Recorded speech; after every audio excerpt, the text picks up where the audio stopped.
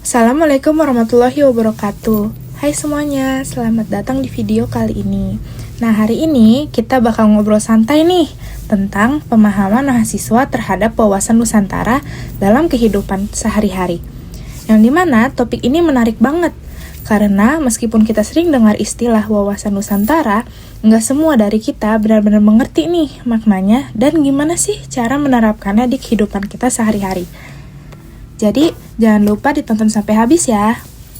Wawasan Nusantara adalah cara pandang bangsa Indonesia yang menempatkan kepulauan, wilayah, darat, dan laut, serta segenap bangsa sebagai satu kesatuan geopolitik, geostrategi, dan geokultural. Intinya, kita memandang Nusantara bukan sekumpulan pulau terpisah, melainkan satu entitas menyatukan keberagaman, suku, bahasa, agama, dengan semangat persatuan dan kedaulatan. Prinsipnya sederhana, mempertahankan kedaulatan nasional, menjamin keutuhan wilayah, dan mengarahkan pembangunan agar merata di seluruh penjuru negeri. Sebagai generasi muda, memahami wawasan Nusantara berarti menghargai persatuan, sekaligus aktif menjaga dan membangun tanah air. Indonesia itu negara yang sangat luas, dari Sabang sampai Merauke dengan banyak pulau, budaya, dan perbedaan lainnya. Nah, sebagai mahasiswa, kita nggak cuma dituntut buat belajar, tapi juga paham tentang wawasan Nusantara.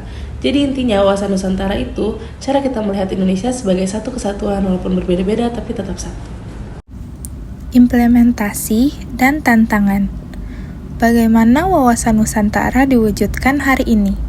Yaitu lewat kebijakan maritim, pembangunan infrastruktur antar pulau, penguatan pertahanan wilayah perbatasan, serta program pemerataan layanan pendidikan, kesehatan, dan ekonomi ke daerah terpencil.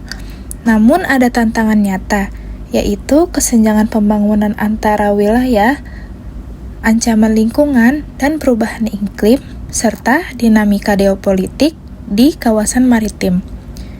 Lalu peran kita sebagai mahasiswa penting, yaitu menjadi penggerak inovasi atau solusi konektivitas, ekonomi lokal berkelanjutan, advokasi kebijakan daerah, dan menjaga kebinekaan dalam kehidupan sehari-hari. Jadi intinya, wawasan Nusantara bukan sekedar teori, tetapi ia panggilan untuk bekerja bersama membangun Indonesia yang utuh, adil, dan berdaulat. Sebenarnya, tanpa kita sadari, mahasiswa itu sudah menerapkan wawasan Nusantaranya dalam kehidupan sehari-harinya kok. Misalnya, kita saling menghargai, lalu kita bisa berteman sama siapa saja tanpa harus memandang syukur atau agamanya apa. Lalu juga nggak gampang terprovokasi sama hal-hal yang bisa bikin kita perpecahan, apalagi di media sosial. Jadi, bukan cuma teori doang nih, tapi memang ada di aktivitas kita sehari-hari. Konsep wawasan Nusantara lahir dari kebutuhan negara yang merespon kondisi geografis Indonesia. Seperti ribuan pulau dengan keragaman budaya sekaligus rentan terhadap tantangan internal dan eksternal. Wawasan ini menekankan beberapa prinsip pokok. Yang pertama itu ada kesatuan wilayah seperti darat, laut, dan udara sebagai satu kesatuan. Lalu yang kedua, adanya keutuhan bangsa yang mempertahankan integrasi sosial dan politik.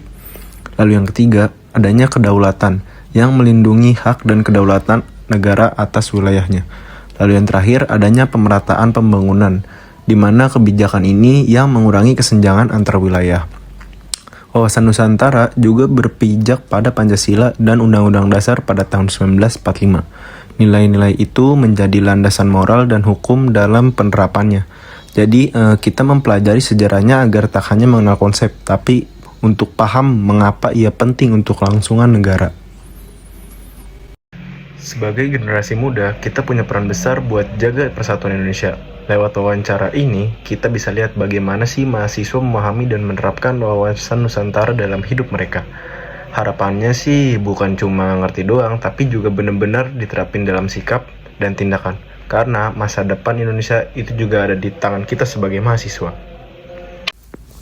Pertama, ada siapa? Boleh dikenalin dulu nama, semester, perkuliahannya apa, terus kuliah di mana? Nama saya Muhammad Jaka Samudra, saya mahasiswa di kampus UIN Araniri Banda Aceh dan saya mahasiswa psikologi di Fakultas Psikologi UIN Araniri Banda Aceh. Umur saya 20, saya semester 6 sekarang. Oke, baik. Menurut kamu nih, apa sih wawasan Nusantara itu? Ya, kalau menurut aku nih ya, wawasan Nusantara itu cara pandang kita sebagai bangsa Indonesia untuk tetap bersatu walaupun kita berbeda-beda. Kayak semacam mindset buat menjaga kesatuan dan keberagaman itu. Oke, terus kalau di kehidupan sehari-hari kamu nih, kamu sendiri nerapinnya tuh gimana? Ya, kalau aku ya dari hal-hal kecil dulu kayak nggak ngebeda-bedain teman yang dari daerah lain, terus belajar saling menghargai budaya.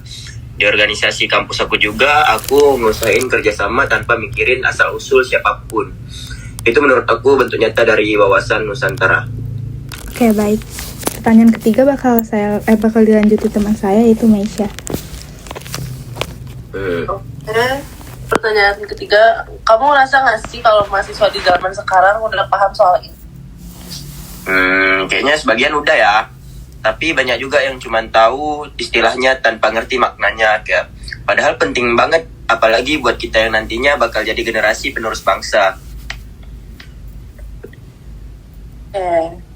Pertanyaan selanjutnya, menurut kamu apa sih yang bikin susah banget buat menanamkan wawasan Nusantara di kalangan anak muda?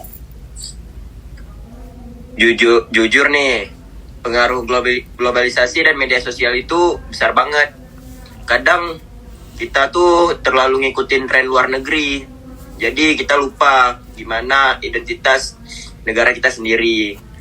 Nah, disitulah jadi tantangannya di gimana kita bisa tetap terbuka tapi nggak kehilangan jati diri bangsa. Oke, sekarang ke pertanyaan yang terakhir ya. Biar tetap aman, relevan sama zaman, gimana caranya biar wawasan Nusantara nggak terasa ketinggalan? Ya, jawabannya harus dikemas dengan kreatif. Kayak kita kan udah ada TikTok nih ya.